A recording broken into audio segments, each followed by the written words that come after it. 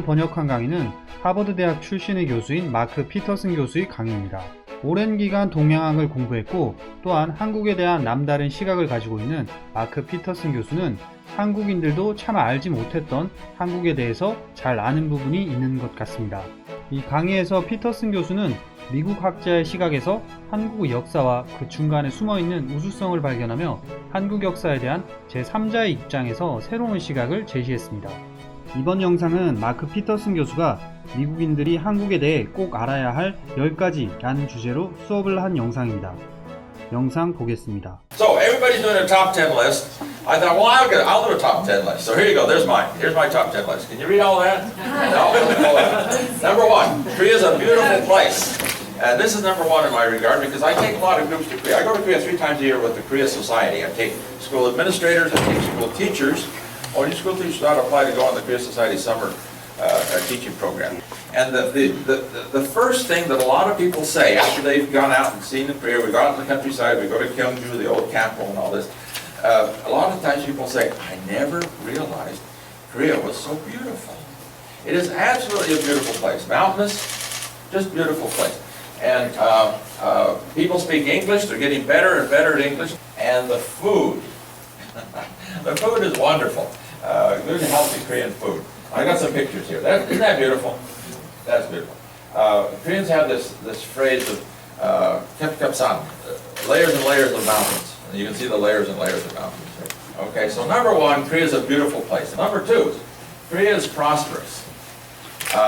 Some people, David's of my age, remember when Korea was poor. But Korea has lifted itself by its bootstraps. The economic success story of Korea is tremendous. The way they've turned from an extremely poor country. I think here recently an economist was talking to the group and he said, let me read you this thing. And he read this economic report and it said, this country has no hope. It has no resources, it's desperately poor. There's absolutely no way that we can see where we can help this country. It was a U.S. aid report about Korea right after the Korean War. There's no way that we can help this country. This country is hopeless. Well, Korea is now a true economic success story, and you can see it everywhere where you go. This is Gangnam. There's Gangnam. We all know Gangnam style. Do you know Gangnam style is making fun of the nouveau riche and the wealthy in Gangnam and their lifestyle. That's what Gangnam style is all about. But it's a very wealthy place, very successful place. Number 3, some of the best products in America come from Korea. And you know this. Samsung phones, LG TVs, Hyundai automobiles, and they were shipped here on ships that were made in Korea because Korea is the number 1 shipbuilding country in the world. So Korea is a huge economic success. Korea is not a shrimp. Korea has had this saying that when whales fight, shrimps get their back broken. What's this about? This is the depiction of Korea's sense of victimization and a sense of helplessness in the 20th century world, where they were taken over by the Japanese. As soon as the war ends, they're divided by the Russians and the Americans. And when the whales fight, when the Americans, the Russians, the Japanese, the Chinese get involved in Korean affairs, Korea, a shrimp, gets its back broken. And this used to be a common expression. And you don't hear that much anymore. Younger people don't see themselves as victimized because they're successful economically. And so Korea is no longer a shrimp. It's a major player in the world. If you were to pick up Korea and drop it down in Europe, pick up Korea and drop it down in Europe, it would be a major European country. It's bigger than Italy, bigger than Spain, bigger than France, only slightly smaller than Germany and Great Britain, bigger than all of Scandinavia. Bigger than Poland.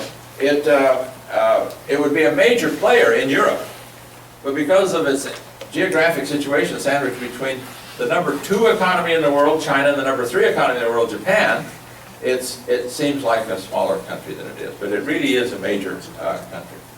Okay, number 5, there are more Korean speakers in the world than there are native French speakers. You don't believe me, do you? Because we teach French in our high schools. And French is a major world language, and we should teach French, right? And we should teach German, and we should teach Spanish. But we're starting to catch on that we should be teaching Chinese, and we should be teaching Japanese. and we should be teaching Korean more than we should be teaching French. You don't believe me? Okay, Google it yourself. I just did. And you Google it here, and here is Korean with 76 million speakers, and here's French with 74 million speakers. Okay, now you believe me? You Googled it yourself, now you believe me? Or if you don't believe that, here's another list. What's the number one speaker, number one language in the world? Chinese. It's not English, sorry to break your heart. English is number 2, Spanish, go on down, and here's Korean. This list has 75 million. Korean, as a language, is a major world language, as important as French is. Number 6, North Korea and South Korea could not be more different from one another. People get confused about this just a little bit, even in America. I take trips to Korea 3, 4, 5 times a year, and I tell someone I'm going to Korea, oh, you're going to North Korea or South Korea? But they could not be more different. South Korea is a free, democratic, capitalistic, successful country. North Korea is a communist, failed country. It's absolutely a failed country. Here I mentioned Korea is more democratic than the United States. That's a rather outlandish statement. They got rid of the military governments. The democratic period is the post-80s. They really took democracy seriously. But what's this? What's that? What's this? South Korea. What's this? What's that? That says a lot. That says a lot. Okay. And this says a lot. This is the main street in Kaesong, and here's Seoul at night. I mean, is there a difference? Do you see the difference? Number 7, Korea has the best alphabet in the world. Now, how can you say that? It's the only alphabet in the world that has all 5 of these criteria. It's celebrated in a national holiday. If you're a Korean, you're celebrating National Alphabet Day, October 9th. Isn't that great? They have an alphabet day. It's a national holiday for the alphabet. Because, number 2, it was proclaimed on a certain day that we know in history, October 9th, 1446. It was developed by an individual that we know, King Sejong. How many alphabets were invented by someone that we know? Letters were created as a visual depiction of the linguistic fact of creating that sound. The K, the first letter in the alphabet, is a picture of how your tongue is looped to make the velar stop that is a K. All the sounds are based on the picture of how the sound is made. I can teach you, if you're halfway linguistically sharp, how to read Korean in about an hour's time. Yeah. And it's not a difficult alphabet. You can learn the alphabet. Now, you